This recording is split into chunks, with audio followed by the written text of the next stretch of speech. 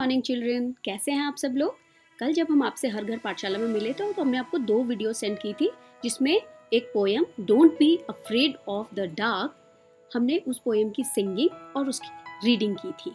तो आज हम आपसे बात करेंगे कि उस पोएम का मतलब क्या है। तो सबसे पहले मैं आपको बताऊं कि इस पोएम के जो पोइट हैं जिसने इस पोएम को लिखा है वो हैं रस्किन बॉन्ड। तो आइए अब हम इस पोएम का मतलब समझते हैं। Don't be afraid of the dark, little one.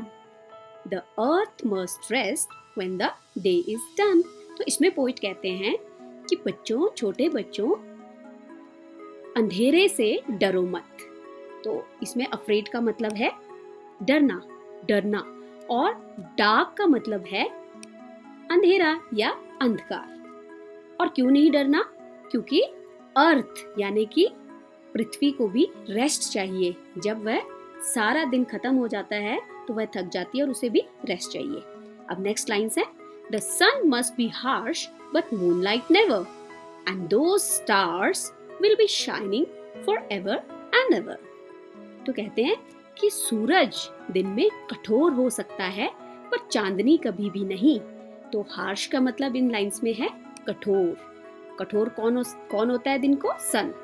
और मूनलाइट, मूनलाइट यानी चांदनी, मून की लाइट, चांदनी, चांदनी हम रात को अनुभव करते हैं। तो सूरज कठोर हो सकता है पर चांदनी कभी भी कठोर नहीं हो सकती।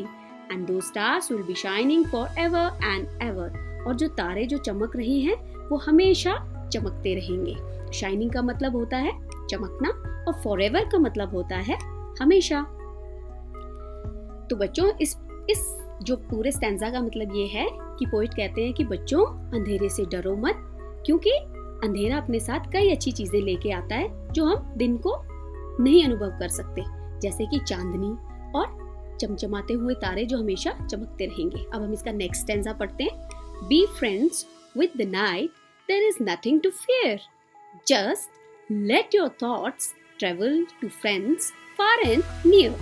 तो इन 2 लाइन्स का मतलब है कि रात से डरो मत, रात से डरने की कोई जरूरत नहीं है। अगर आपको रात को डर लगता है तो अपने जो विचारों को पहुंचने दो, कहाँ तक? उन्हें ट्रैवल करने दो।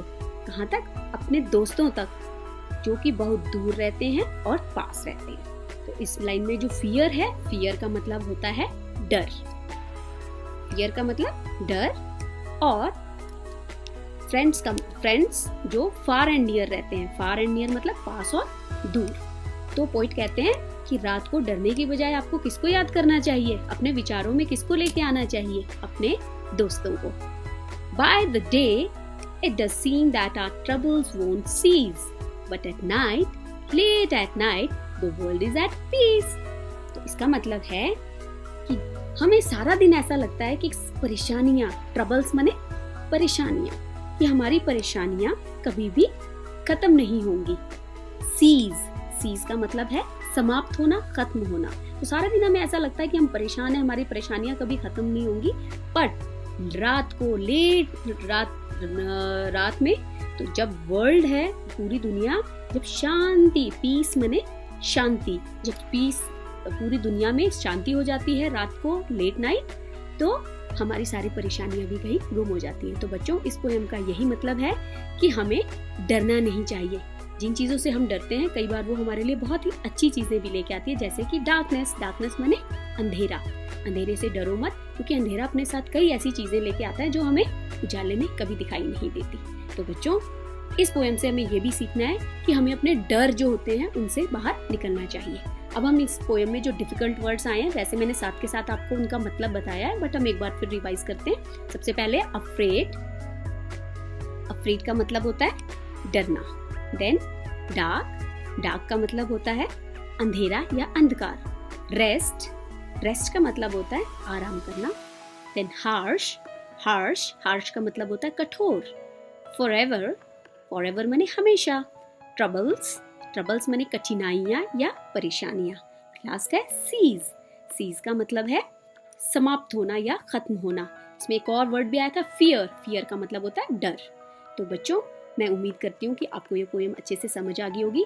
अब आपको जो वर्कशीट दी गई है आप उसे करें, उसमें कुछ डिफिकल्ट वर्ड्स और आपको दिए गए हैं, और उन्हें आप उनके मीनिंग से मैच कीजिए और कुछ ट्रू एंड फॉल्स, सही और गलत स्टेटमेंट्स हैं वो आपको करनी है बड़े ध्यान से पोएम को पढ़ के।